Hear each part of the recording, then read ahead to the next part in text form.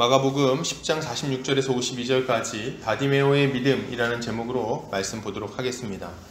일반적으로 마가복음 10장의 주제에 대해서 신학자들은 제자도다 이렇게 이야기를 하곤 합니다. 제자도란 예수 그리스도를 믿고 따르는 제자의 길이 무엇인지를 말하는 것입니다.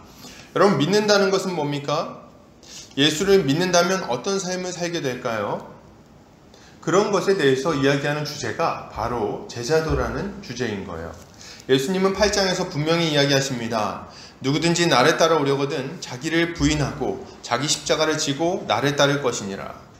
예수님은 참된 믿음에 대해서 그리스도 자신을 따르는 것이라고 아주 분명하게 정의하고 계세요. 예수를 믿는다고 말하면서도 예수를 안 따른다. 여러분, 그런 거는 없는 거예요. 예수를 나를 구원하실 분으로 믿지만 사실 제 인생을 맡기긴 좀 껄쩍지근하군요. 뭐 이런 거 없습니다, 여러분. 그걸 우리 주님은 참된 믿음이라고 인정하지 않는다는 거예요. 그런 의미에서 이 10장은 참 중요한 장입니다. 10장을 보면 전반부는 계속해서 예수님을 따라가는데 실패한 사람들의 이야기가 나와요. 계속해서 실패합니다. 먼저는 누가 실패하죠? 부자 청년이 실패합니다. 이 부자 청년은 모든 것을 다 가지고 있었지만 그럼에도 불구하고 예수를 따르는데 실패해요. 그는 재물이 많았고 그것을 주인으로 섬기고 있었기 때문에 예수를 주로 삼아 그를 따르는 삶을 살지 못하는 거죠. 그걸 못해요. 그리고 예수님의 제자들이 또 등장합니다. 이 제자들은 낮은 자리에서 섬기는 것을 싫어했고 각자 높은 자리에 앉고자 마음을 먹었습니다. 적어도 10장 본문에서 제자들은 제자의 모습을 가졌다고 말하기 어려워요.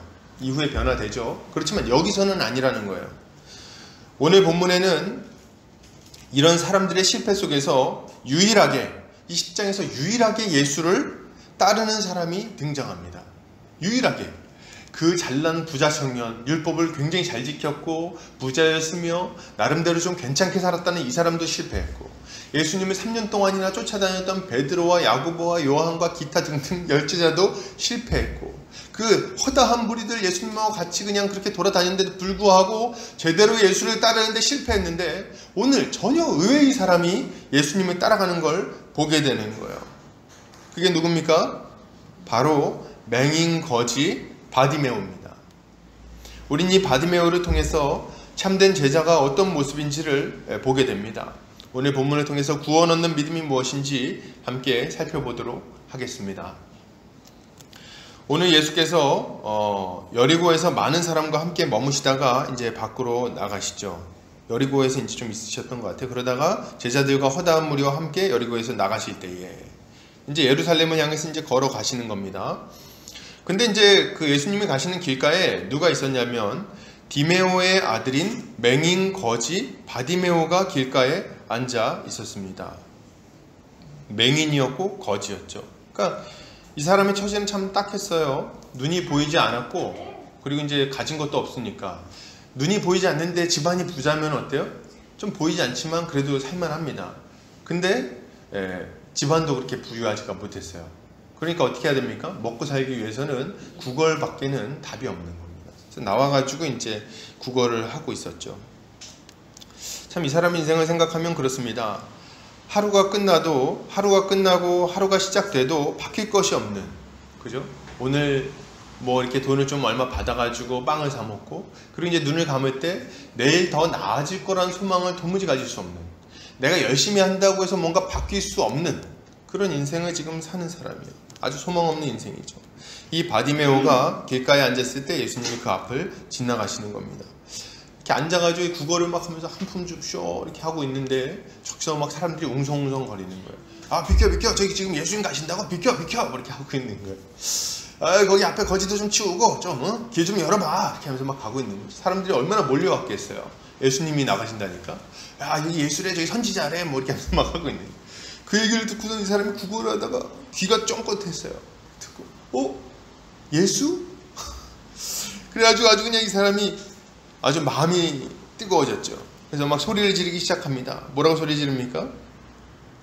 자, 우리 47절 같이 읽겠습니다. 시작. 나사렛 예수시란 말을 듣고 소리질러 이르되 다윗의 자손 예수여 나를 불쌍히 여기소서 하거늘. 막 소리를 지르는 거예요. 이 사람들이 막 웅성거리면서 막 야 이제 나가시니까 좀 옆에 열어봐 막 하고 나가고 있는데 자기 안 보이잖아요. 꿇어 앉아있고 막 구걸하고 있는데 보이겠습니까? 저 구석행에서 이렇게 막 하고 있는데, 그러니까 여기 있다고 막 소리 지르는 거예요. 예수님 제가 여기 있습니다. 소리 지르는 거예요. 다윗의 자손 예수여 날 좀 불쌍히 여겨주세요. 이렇게 소리를 막 지르는 거예요. 예수님이 이렇게 막 지나가는데 소리를 막 지르는 거죠. 근데 이게 참 다른 사람들이 듣기엔 별로 좋지 않았나 봐요. 그래서 많은 사람이 꾸짖어 잠잠해라 이렇게 얘기합니다. 48절 읽어볼까요? 자, 시작. 많은 사람이 꾸짖어 잠잠하라 하되 그가 더욱 크게 소리질러 이르되 다윗의 자손이여 나를 불쌍히 여기소서 하는지라. 이게 막 소리 질러가지고 예수님 좀 어떻게 한번 날 봐줬으면 좋겠는데 사람들이 말리는 거예요. 사실 옆에 있으면 그렇습니다. 사실 저도 이제 누가 떠드는 거 별로 안 좋아해요. 그래서 예배 시간 때 예선이가 막 한국을 빛낸 100명의 위인들 이런 거 부르면은 조용히 하라 뭐 이렇게 뜻이 약간 이런 분위기인 거죠. 근데 막 이렇게 떠들고 있는 거예요. 그러니까 이 사람들, 제자들이 나오면 사람들이 볼 때는 저기 지금 예수님 지나가는데 시끄럽게 응? 경건하게 막 이렇게 해도 부족할 판에 야 쟤 좀 조용히 시켜 막 이렇게 하고 있는 거죠. 사람들이 가가지고 야 조용히 안 해? 이렇게 하고 있는 거예요. 근데 거기에 굴하지 않습니다. 이 사람이 거기서 난 모르겠지만 예수님 보여주세요 막 이렇게 예수님 저 좀 불쌍히 여겨주세요 막 소리를 더 지르는 거죠. 더 크게 소리 지르는. 이건 말리지 못하는 거예요. 이거는 더 크게 더 간절하게 막 소리를 지르는 거죠.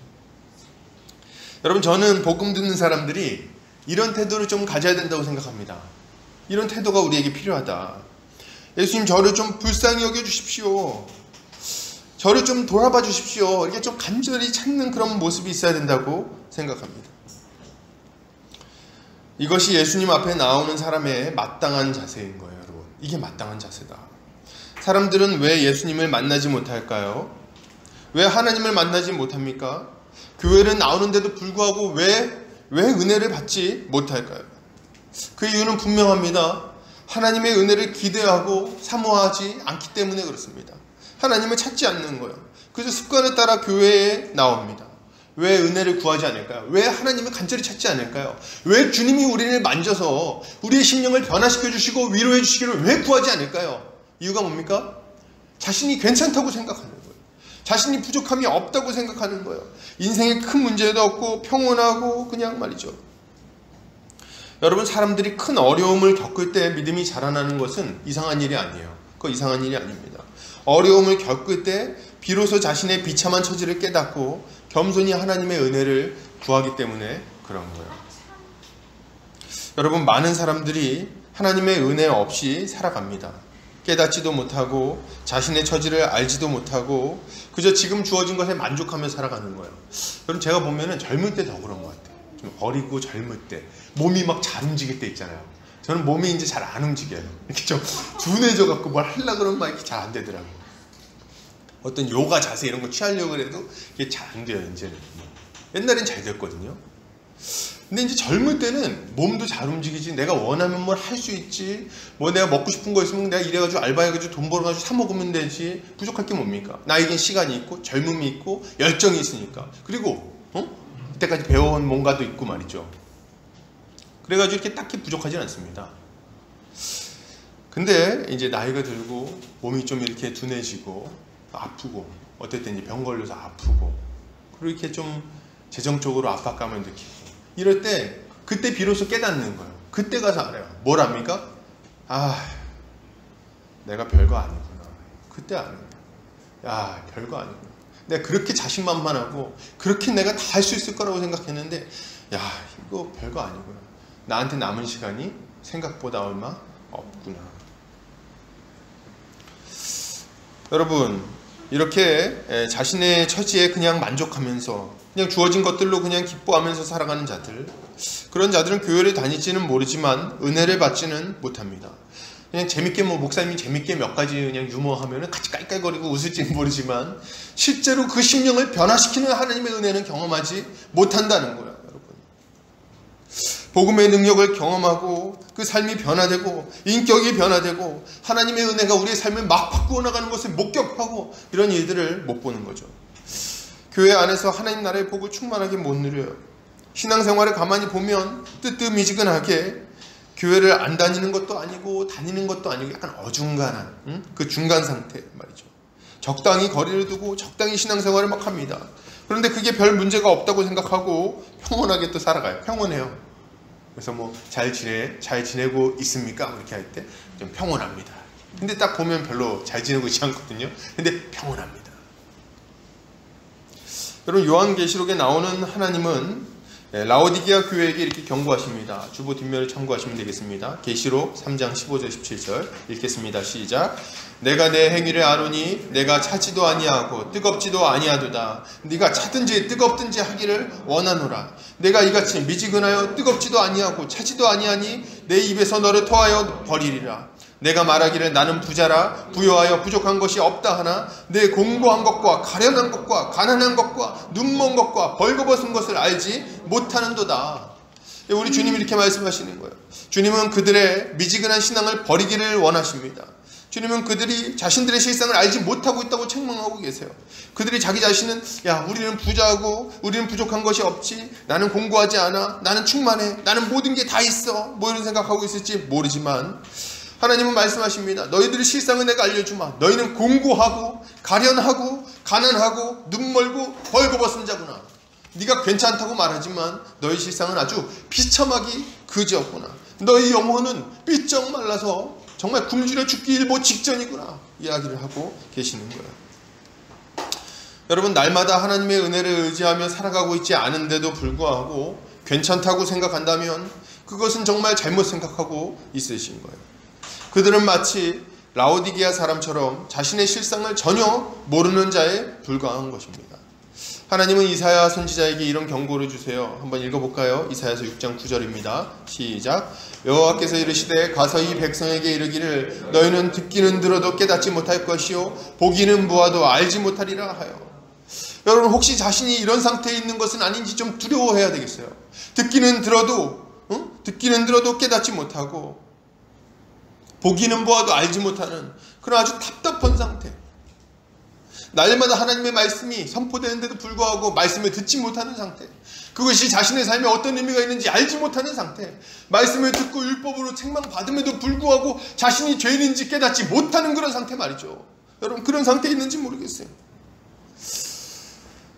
여러분, 하나님께서 우리를 깨우치고 계신데 혹시 모르고 있는 건 아닙니까? 하나님이 우리 인생에 세심하게 개입하셔서 우리가 주님께 나오도록 막 그렇게 끌고 계신데 아직도 막 그냥 미적거리고 있는 거 아니에요? 여러분, 사무엘하 7장 14절도 한번 읽어보겠습니다. 자, 시작. 나는 그 아비가 되고 그는 내 아들이 되리니 저가 만일 죄를 범하면 내가 사람 막대기와 인생 채찍으로 징계하려니와. 우리 주님 뭐라고 말씀하십니까? 너네가 만약 잘못되면 내가 사람 막대기와 인생 채찍으로 징계하겠다. 그래서 너희가 다시금 나에게 돌아오게 만들겠다. 너희 그런 어려움을 당할 때 너희 자신을 돌아보고 나에게로 돌이켜라 말씀을 하시는 거예요. 사람 막대기와 인생 채찍, 이거 참 아프죠. 이거 맞으면 진짜 아픕니다. 사람한테 배신당하고 인생의 쓴맛을 보는 사람들은 정말 다시는 그 시절로 돌아가기 싫다는 생각을 하게 돼 있어요. 여러분, 그때 우리는 참 재수없다 이렇게 하고 넘어갈 것이 아니라 하나님께서 나에게 왜 이런 시간을 허락하셨는지를 생각해야 되는 거예요. 인생의 여러 고난은 왜 오는 겁니까? 우리가 주를 위해 충성스럽게 살다가도 고난이 오긴 옵니다. 그것도 마찬가지. 근데 그거는 이거 주님께 충성하다 오는 고난이구나 딱 알아요. 근데 그렇지 않은데 막 오는 고난들이 있잖아요. 그럴 때 한번 생각해 봐야 돼요. 고난이 오는 중요한 이유 중에 하나는 죄 때문입니다. 하나님께서 우리를 징계하셔서 주님께로 돌이키고 계신 거죠. 그래서 우리 그 믿음의 선배님들의 간증을 들어보면 잘 살다가 정말 이렇게 예수님 떠나가지고 세상에서 한번 잘 살아보리라 하고 가서 아주 그냥 사업도 성공하고 높은 자리에 막 올라가지고 떵떵거리며 살다가 한순간에 그냥 다 잃어버리고, 한순간에. 그리고 그냥 고통당하는 분들 얘기가 많이 나옵니다. 그때 어떻게 합니까? 그때 이제 찬송가 부르는 거죠. 천부여 의지없어서. 우리 손들고 이렇게 손들고 오고. 어떤 분들은 정말 자기가 부족할 것 없이 돈도 많이 벌고 세상에 성공하고 높은 위치 가서 애들도 다 잘 되고. 그래서 이제 좀 편안히 쉬어볼까 할 때 뭐 합니까? 암에 딱 걸리는 거예요. 그래가지고 그 암 때문에 그냥 그때 공고한 마음을 가지고 그제서야 비로소 자기 인생 돌아보고 내가 우리 주님 잘 믿겠다고 그렇게 얘기해놓고 나서 내가 참 멀리도 왔구나 생각하고 주님께 돌이키는 일들도 있는 거죠. 여러분, 하나님은 이런 일들을 행하십니다. 때로는 사람 막대기로, 때로는 인생 채찍으로 올릴 징계에서 돌이키게 만드시는 거예요. 여러분, 근데 저는 이런 생각합니다. 이건 참 좋은 케이스예요. 어려운 일 당한 거는 참 안타깝지만 그 전에 잘했으면 좋았겠죠. 근데 이제 어려운 일을 당했는데 그래 돌이켰잖아요. 배신당하고 나서 야, 내가 주님을 배신했었구나 깨달았잖아요. 인생의 쓴맛을 보면서 야, 내가 주님을 멀리 떠나니까 이렇게 공부하구나 깨달았잖아요. 그래서 주님께 돌이켰으니 이 사람들은 복됩니다. 이 사람들은 괜찮은 거예요. 예, 이제 주님께 돌아와 회복할 수 있게 되었으니 괜찮은 겁니다. 문제는 뭐예요? 두드려 맞고 온몸 머리부터 발끝까지 성한 곳이 하나도 없는데도 불구하고 돌이키지 않는 사람들이 있다는 거예요. 그걸 깨닫지 못하는 거예요. 왜 이렇게 아프지? 왜 맞는 거지? 나 왜 이렇게 지금 인생이 피곤한 거야? 왜 고통스러운 거야? 도무지 모르겠다. 이렇게 한 사람들이 제일 불쌍한 거예요. 제일 불쌍하다. 여러분, 어려움이 있으십니까? 혹시 문제가 있나요? 고난 가운데 있습니까? 여러분, 그렇다면 하나님 앞에 엎드리고 불쌍히 여겨달라고 구해야 되겠습니다. 불쌍히 여겨달라고 은혜를 구해야 되겠어요. 하고 있는 일은 잘 되고 큰 문제가 없는 것 같지만 하나님의 은혜를 경험한 지 좀 오래되셨나요? 좋아요. 그런 분들도 기도해야 되겠습니다. 하나님 좀 불쌍히 여겨주십시오. 불쌍히. 제가 겉으로는 멀쩡해 보이죠? 하나님, 사람들이 다 저보고 부럽다고 합니다. 제 인생이 잘 되는 것 같다고 그럽니다. 가정도 화목하고 문제도 없고. 근데 하나님 아시죠? 제 영혼이 목마릅니다. 주님, 제가 이렇게 공고하고 이렇게 정말 비참한 가운데 있는데 주님은 아시죠? 저를 좀 불쌍히 여겨주십시오. 불쌍히 여겨주십시오. 여러분, 하나님의 은혜를 받지 못하는 그런 모습에서 빨리 벗어나야 되겠어요. 우리가 하나님의 은혜를 받지 못하는 또 다른 이유가 있습니다. 그것은 은혜를 구하는 것이 아니라 자기의 공로를 자랑할 때 은혜를 받지 못합니다. 예를 들면 이런 거죠. 하나님, 제가 이렇게 열심히 섬겼는데 하나님 아시죠? 제가 여기서 봉사 얼마나 했는지 아시죠? 제가 헌금은 헌금대로, 봉사는 봉사대로 세상에 얼마나 열심히 했는데 갚아주셔야 될 거 아닙니까? 이런 태도로 주님 앞에 나아갈 때, 이게 생각보다 많죠. 이런 태도. 이렇게 할 때 이것은 겸손하지도 않고 은혜를 구하는 모습도 아닙니다. 이것은 마치 바리새인들의 기도와 같은 모습이죠. 여러분, 누가복음 18장 10절에서 14절 같이 한번 읽겠습니다. 시작. 두 사람이 기도하러 성전에 올라가니 하나는 바리새인이요 하나는 세리라. 바리새인은 서서 따로 기도하여 이르되 하나님이여, 나는 다른 사람들 곧 토색, 불의, 간음을 하는 자들과 같지 아니하고 이 세리와도 같지 아니함을 감사하나이다. 나는 일에 2번씩 금식하고 또 소득의 11조를 드리나이다 하고, 세리는 멀리 서서 감히 눈을 들어 하늘을 쳐다보지도 못하고 다만 가슴을 치며 이르되 하나님이여 불쌍히 여기소서, 나는 죄인이로소이다 하였느니라. 내가 너희에게 이르노니 이에 저 바리새인이 아니고 이 사람이 의롭다 하심을 받고 그의 집으로 내려갔느니라. 무릇 자기를 높이는 자는 낮아지고 자기를 낮추는 자는 높아지리라 하시니라. 아멘. 두 사람이, 예수님 비유입니다. 두 사람이 성전에 기도하러 간 거예요. 근데 기도하러 갔는데 이 직종이 굉장히 차이가 납니다. 한 명은 바리새인, 율법의 대가죠. 거룩한 삶을 사는 걸로 인정받는 이 유대인들의 지도자들입니다. 이 바리새인이 갔고, 또 한 사람 누굽니까? 매국노. 자기 백성들의 세금을 걷어가지고 로마인들의 배를 불리는 매국노예요. 친일파라고 말할 수 있죠. 이런 사람이 있습니다. 이 두 사람이 기도하러 올라갔어요. 결론은 어떻게 됐을까요? 사실 이 사람들의 신분만 놓고 보면은 누가 복을 받아야 돼요? 누가 하나님의 응답을 받아야 돼요? 네, 당연히 독립투사요, 정말 대단히 경건한 삶을 살아온 바리새인이 복을 받아야 됩니다. 그죠? 바리새인이 응답 받아야 돼요. 야, 바리새인아, 너 참 괜찮구나. 내가 너한테 복을 주겠다. 이렇게 해야 정상입니다. 세리는요. 세리는 가면 너희 나쁜 놈아, 여기 어디라고 여기로 와. 이렇게 하고 이제 혼내줘야 정상인데, 결론은 우리의 예상과 전혀 다릅니다. 올라가서 기도합니다. 바리새인이 손을 들어요. 손을 들고 하늘을 우러러 이렇게 기도를 하는 거예요. 근데 이게 사실 당시에 굉장히 일반적인 기도의 모습입니다. 손을 들고 이렇게 하늘을 놓고 기도를 합니다. 하나님, 제가 뭐라고 기도해요? 제가 1회에 2번씩 금식하고, 여기 보니까 이렇게 하는군요. 다른 사람들과 토색, 불의, 간음을 하는 자들과 같지 않고 이 세리와도 같지 않으면, 옆에 세리가 있는데 말이죠. 이 세리와도 저런 놈과는 같지 않은 그런 것에 감사합니다. 감사하는 것도 아주 기가 막힙니다. 그리고 뭐라 그래? 뭐 예를 들면 저는 자기 신앙생활 저따구로 하는 사람하고 전혀 같지 않은 게 감사합니다. 이렇게 기도하는 거죠.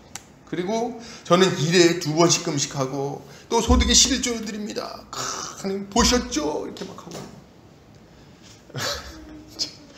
근데 실제로 이렇게 기도를 하는 거예요 지금. 근데 여기다 대놓고 이제 그 다음에 등장하는 인물 세리죠. 세리는 어때요? 멀리 섰어요. 가까이 갈 생각을 못합니다. 하나님 감히 자기가 가까이 갈 수 없다는 걸 알았어요. 멀리 서갖고 감히 눈을 들어 하늘을 쳐다보지도 못하고 다만 가슴을 치며 이르되 하나님이여 불쌍히 여기소서 나는 죄인으로소이다 하였느니라. 그러니까 사실 이게 그래요. 사람 죄를 지면 너 하늘이 부끄럽지 않냐 이런 얘기 하잖아요. 그러니까 하늘을 못 쳐다보는 거, 하나님이 계신 곳이라는 생각이 있으니까 감히 쳐다보지 못하고 고개 숙이고 이렇게 기도합니다. 하나님, 주님 좀 불쌍히 여겨주세요. 제가 나쁜 놈 맞는데요. 그래도 좀 불쌍히 여겨주십시오. 이렇게 하고 있는 거죠. 여러분, 누가 더 의롭다함을 받고 내려갑니까? 이 세리를 하나님이 받으신다고 얘기하는 거예요.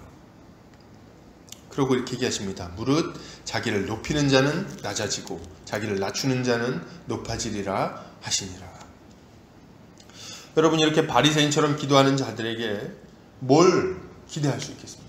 그가 무슨 은혜가 필요합니까? 은혜의 정의가 뭐예요? 받을 자격이 없는 자에게 값없이 베푸시는 하나님의 호의, 이런 의미가 있지 않습니까?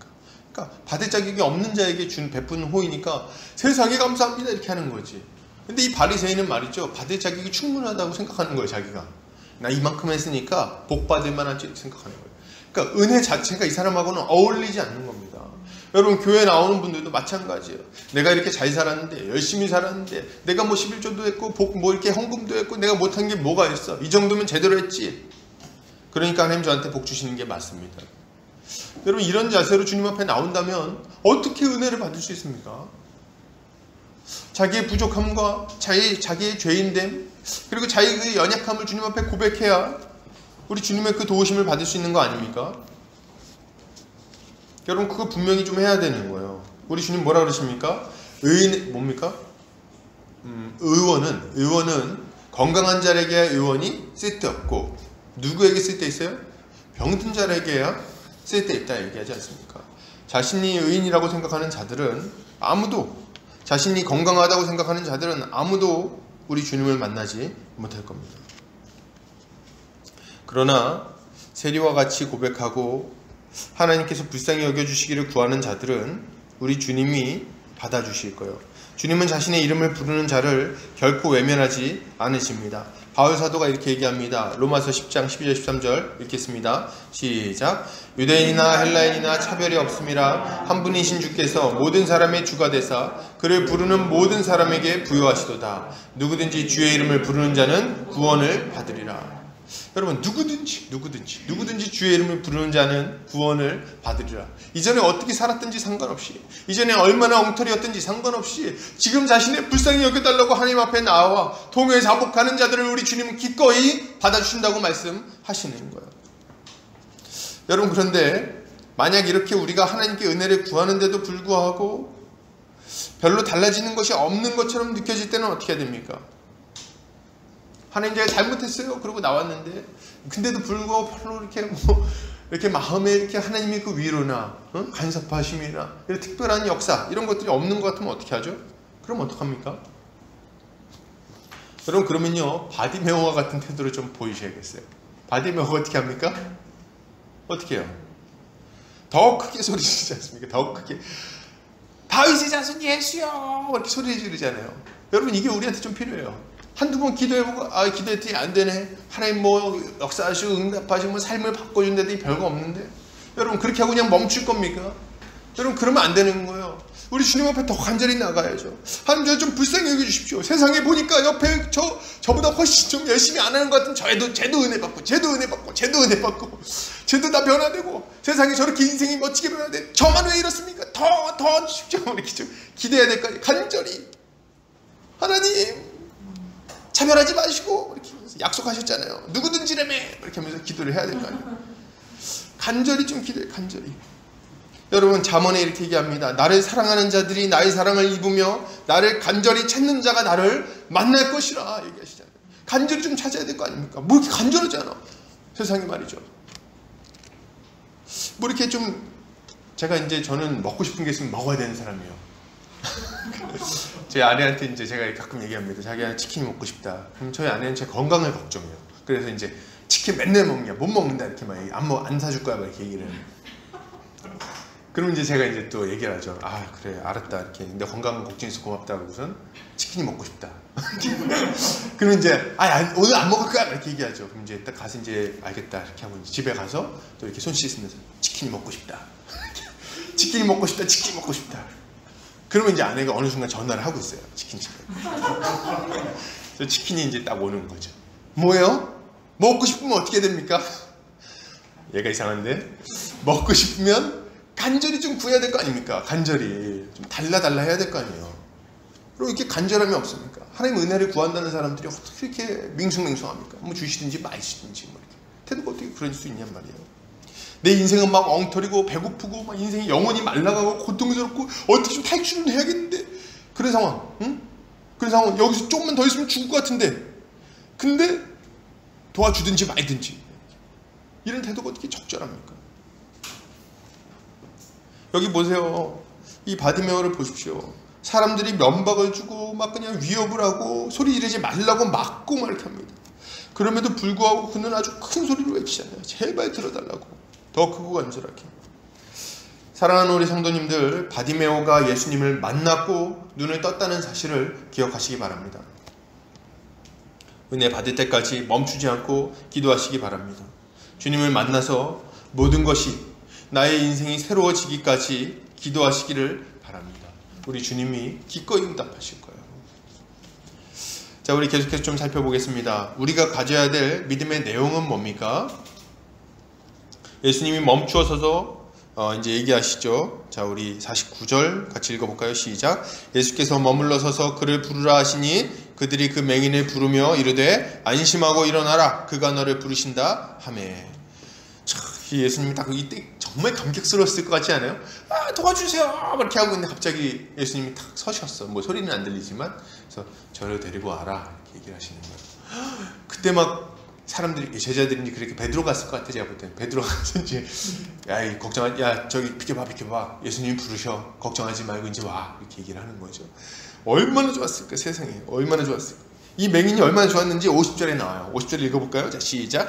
맹인이 겉옷을 내버리고 뛰어 일어나 예수께 나오거늘. 세상에 이 겉옷을 딱 덮고선 이렇게 있는 거거든요. 담요 같은 거. 그 앉아가지고 이렇게 구걸하고 있는데 이 담요 되게 중요합니다.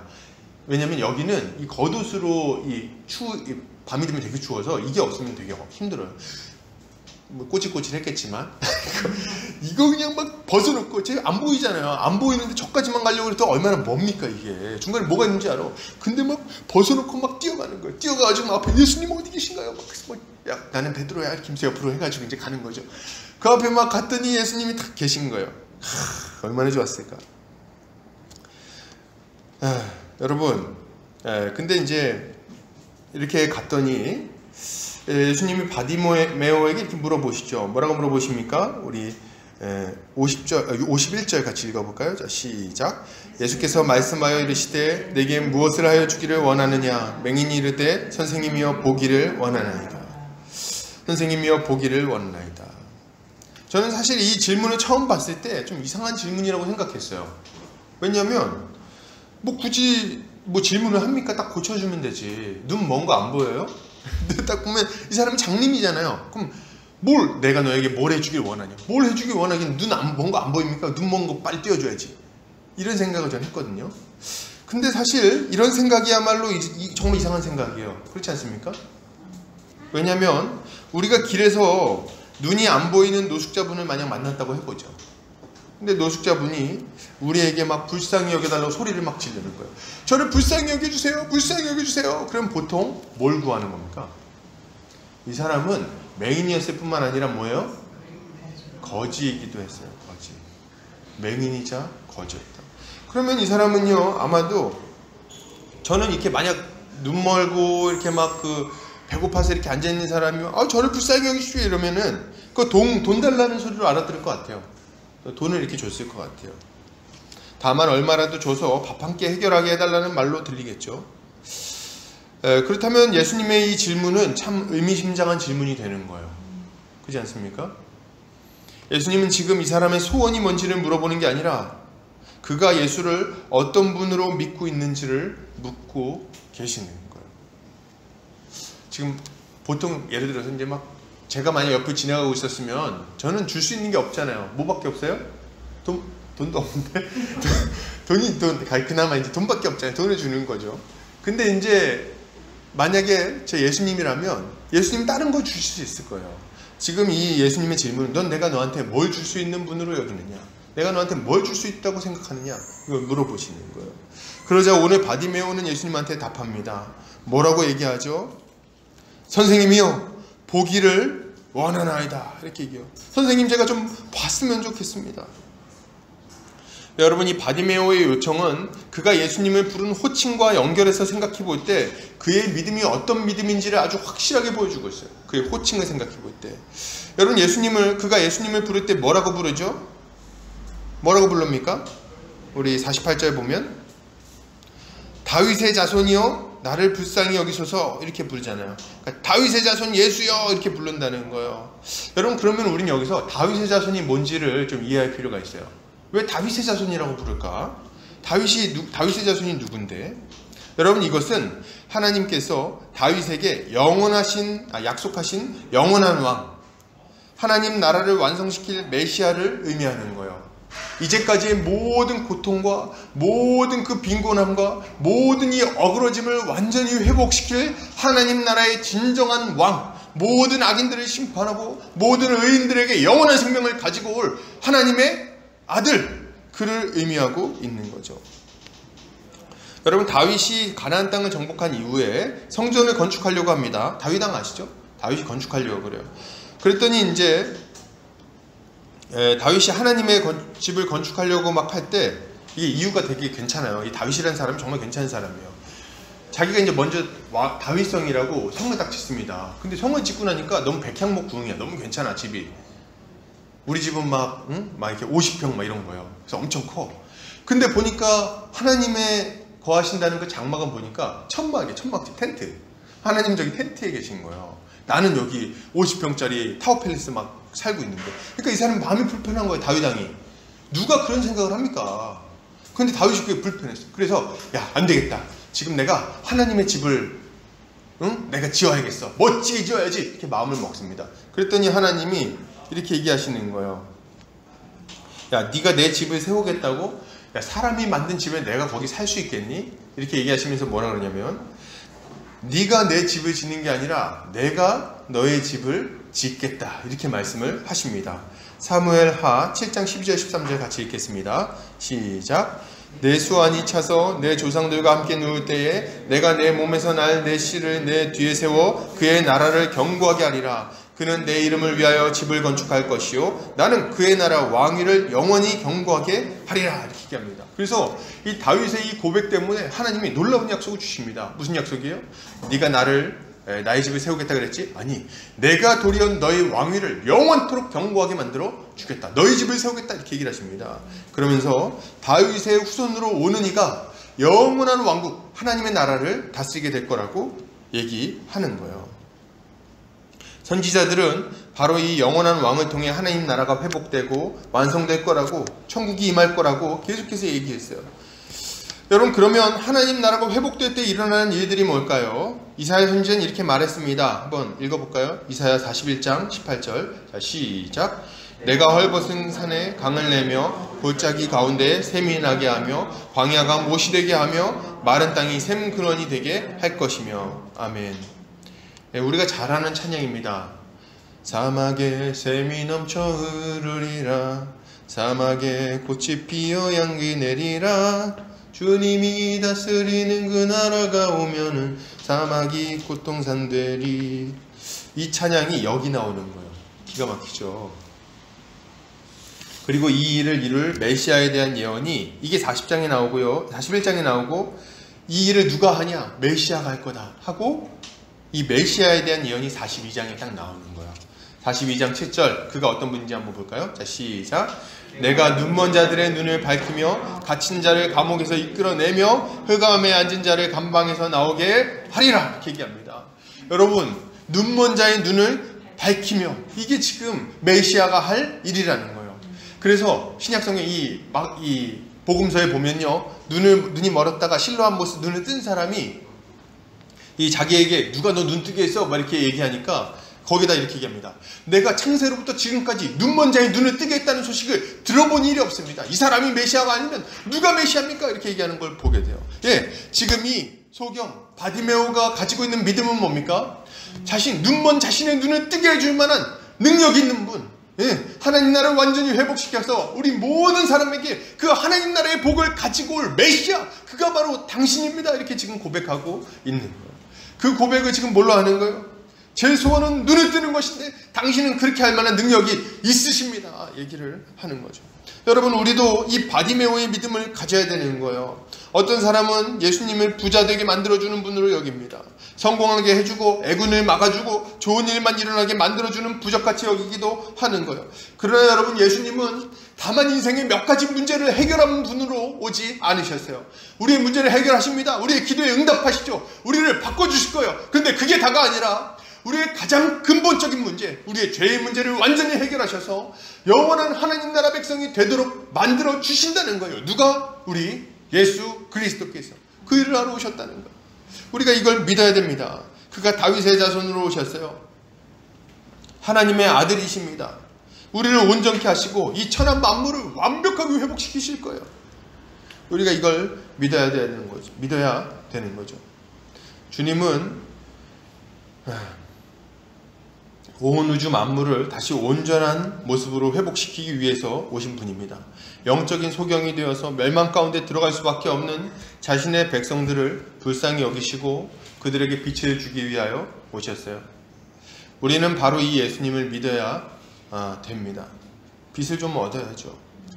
예수 그리스도를 믿고 우리의 죄를 회개하고 의롭다함을 얻어 하나님 나라의 그 무한한 복락에 그 복에 좀 참여해야 될 거 아닙니까? 주님은 강한 자 마귀의 세력을 멸하셨고요, 우리를 구원하기 위해 이 땅에 오셨어요. 그를 믿는 모든 자는 영원한 하나님 나라에 들어가게 될 것입니다. 그리고 그 복을 우리는 이 땅에서부터 교회를 통해 누리며 살아갈 수 있어요. 예수를 믿으면. 여러분, 이것이 아주 중요하죠. 예수를 믿고 천국 백성이 되는 것이 아주 중요합니다. 아니요, 제일 중요해요. 아니요, 이게 가장, 이거 외엔 다른 게 중요하지 않다고 말할 정도로 중요합니다. 다른 모든 문제는 부차적인 거예요. 우리는 예수 그리스도가 우리를 하나님 나라에 들어가게 해주실 유일한 길이요, 진리요, 생명이라는 것을 알고 믿어야 되는 거죠. 이게 바디메오의 믿음의 내용이었고 우리가 또 가져야 되는 믿음의 내용인 거예요.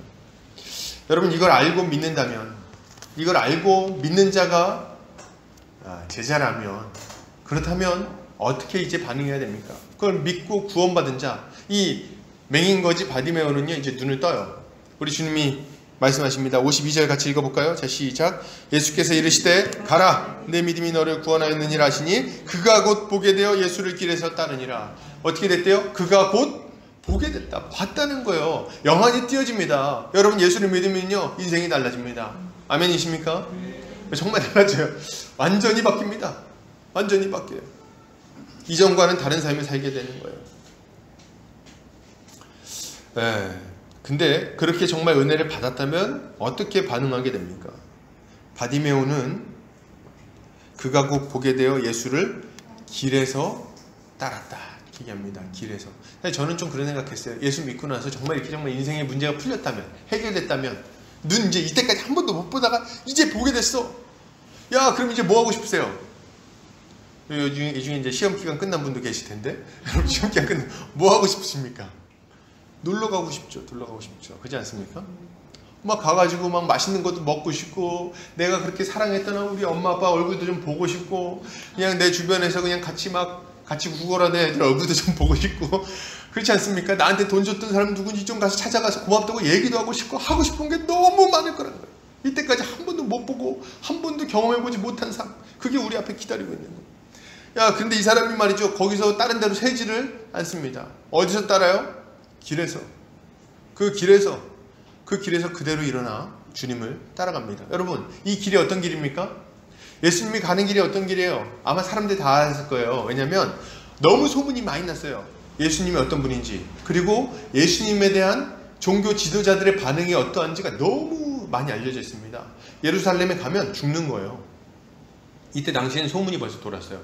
올라오면 죽일 거래. 거기 지금 아주 살기 등등하던데 거기 벌써 군대들도 준비해놓고 지금 벌써 가면은 빌라도가 벌써 어떻게 해가지고 어떻게 이렇게 저렇게 한다 그러더라고. 나서로 살렸잖아. 야, 난리도 아니야. 그 다음에 더 난리 났어. 얘기가 막 수근수근 거리고 있다는 거죠.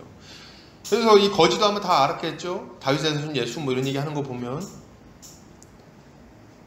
다시 한번 얘기하지만 예수님이 가는 이 길은요, 죽음의 길입니다. 죽음의 길이에요. 그냥 가면 죽는 거예요. 근데 바디메오는 다른 길로 안 가고 주님을 따릅니다.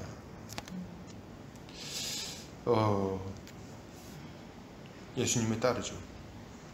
이게 놀라운 거예요. 바디메오는 맹인이었고 거지였어요. 그는 가진 것이 없었습니다. 그런데 이제 하나님의 은혜로 눈을 떴죠. 쉽게 말해 복 받았습니다. 그런데 이 바디메오는 그것을 복이라고 여기지 않았어요. 예수님이 가라고 했는데 가질 않습니다. 예수님은 뭐라 그러세요? 52절에 보니까 가라, 내 믿음이 너를 구원했다 이렇게 얘기하죠. 안 갑니다. 따라요. 가지 않고 따라갑니다. 그와의 만남이, 그는 구원의 주 예수 그리스도 그분을 자신의 복이라고 생각했어요. 그와의 만남과 동행이 참된 복이라고 여겼죠. 그러니까 그를 따르는 겁니다. 그래서 자신의 눈에 주어진 빛을 주를 위해 기꺼이 사용하려고 하는 거예요. 여러분, 맹인 거지는 눈 뜨고 나니 다른 것 받지도 않았는데 그 눈으로 예수님 보고 예수님을 따라갑니다. 예, 자신의 인생을 드리는 거예요. 우리는 어떻죠? 그가 우리를 구원하셨는데 우리는 주님을 정말 잘 따라가고 있습니까? 우리 주님이 우리 인생에 빛을 주셨는데 우리는 인생을 아끼지 않고 던지고 있나요? 그가 우리를 구원하셨다면 우리 인생을 주님께 드리는 것이 너무나도 마땅합니다. 그렇다면 우리가 예수님께 인생을 드린다는 것은 뭘까요? 첫째로 우리 인생의 주인이 하나님이심을 인정하고 살아가야 되겠습니다. 아멘이시죠? 네. 여러분, 부자 청년처럼 재물을 자기 주인으로 삼을 게 아니라 하나님을 자기 주인으로 삼아야 되겠어요. 재물과 하나님을 동시에 섬길 수 없다는 것을 알아야 됩니다. 돈에 매여서 살아가지 않아야 돼요. 여러분, 돈을 가볍게 얘기할 수 있는 사람이 있습니까? 아마 없을 거예요. 돈이 뭔지 말이에요. 여러분, 왜냐하면 돈에는 우리의 시간, 우리의 열정, 우리의 노력, 우리의 땀방울, 우리의 인생이 녹아있기 때문에 그렇습니다. 누가 돈을 가볍게 얘기할 수 있겠어요? 우리의 시간이 거기 다 묻어있잖아요. 우리가 가서 그 갑질당한 거, 우리의 그 고통, 우리의 그 눈물 다 거기 섞여 있어요. 돈에. 돈 몇 푼에. 몇 푼이라고 하면 안 되죠. 돈. 그러나 여러분, 그렇다고 해서 돈을 섬겨도 된다는 말은 아닙니다. 돈이 그렇게 가치 있는 것이지만 그것을 그렇게 섬기고 그것을 그냥 매여가지고 이렇게 살아가는 것은 잘못된 거죠. 돈을 섬기는 것은 이런 면에서 보면 우리 자신을 섬기는 것과 다르지 않습니다. 그러나 우리가 예수로 말미암아 새 생명을 얻었고 이제 오직 그리스도만이 우리 인생의 주인 된다는 사실을 인정해야 되는 거예요. 예수를 따른다는 것은 예수 그리스도만을 우리 인생의 주인으로 삼고 그분께 순종하는 것을 의미합니다.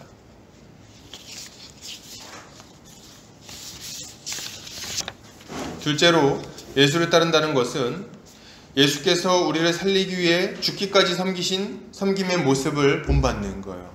이게 예수를 따르는 겁니다. 우리가 가진 것들을 사용해서 주의 몸된 교회, 형제, 자매들을 섬겨야 되는 거예요. 이것이야말로 참된 믿음의 증거라고 할 수 있겠죠. 여러분, 그 제자들을 보세요. 제자들은 낮은 자리에 가서 섬기기를 바랍니까? 아니면 높은 자리에서 대접받기를 원합니까? 보세요. 앞에 보세요. 하나는 우편에, 하나는 좌편에. 높은 자리에 올라가서 섬김 받기를 원하는 거예요. 이것은 예수님을 따르는 모습이 아닙니다. 예수님을 따른다면 낮은 자리에서 겸손히 섬겨야 되는 거죠.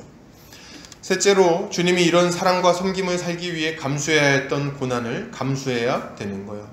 여러분, 예수 잘 믿으면 고난이 없어진다고 누가 그럽니까?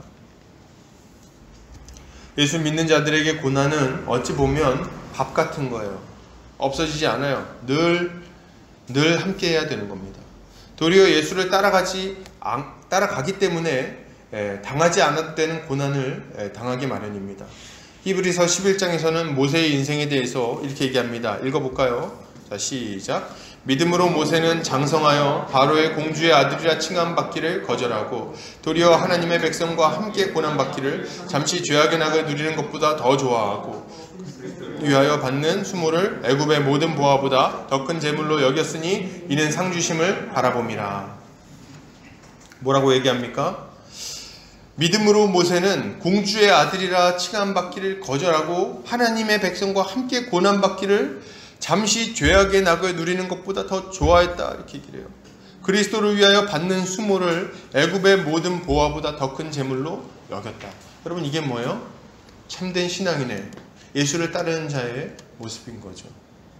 신자는 상주심을 바라보며 하나님의 백성과 함께 고난 받는 자입니다. 우리가 이렇게 주님의 길을 갈 때, 주님을 따라갈 때 비로소 우리를 제자라고 할 수 있는 거죠. 여러분, 주님을 따라가는 성도님들 되시기 바랍니다. 결론을 드립니다. 사랑하는 우리 형제자매님들, 맹인이고 거지였지만 믿음을 가졌던 바디메오를 보시기 바랍니다. 그는 눈의 빛을 얻었지만 우리는 영혼의 빛을 얻었죠. 영원한 흑암 속에서 죽어야 될 우리에게 십자가로 생명의 빛을 주신 예수님을 따라가야 되겠습니다. 이것이 우리가 가져야 할 합당한 믿음입니다. 이렇게 주님 따라가는 성도님들 되시기를 주님 이름으로 축복합니다. 같이 기도하겠습니다.